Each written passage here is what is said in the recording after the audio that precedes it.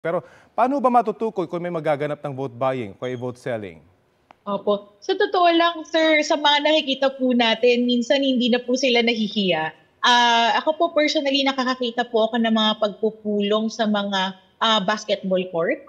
Meron pong nangyayaring ganon. Sa open area po talaga na makikita natin na pinapatawag po ang mga tao para po tumanggap ng pera mula sa mga kandidato. Meron din na gumagamit ng mga private function area. May iba nga po akong nalaman na gumagamit pa po ng mga sinihan sa loob ng mga private na mall sa mga syudad para po ipulong ang mga minamahal nating senior citizens para po maka-receive or makatanggap ng pera mula sa mga kandidato. Kung ganito na sila ka-blatant, attorney, anong ibig sabihin po nito?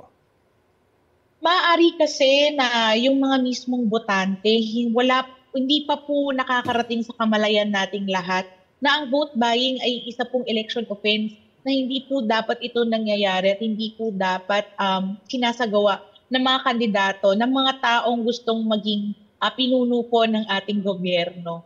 Kasi po through our survey, through our interviews po on the ground, sa totoo lang, minsan nakikita na ang vote buying, hindi po siya, kumbaga, na-override po or nalalampasan po ng economic requirement po rin ng mga tao. May iba po kaming nakakausap na sinasabi nga ay sasamantalahin na lang namin no ang panahon na ito para makabawi man lang sa mga kandidatong dati nang nangurakot sa amin. So may ganun pong kamalayan na nakukuha po tayo mula sa ating mga kababayan. And Opo. sana po mabago na ito.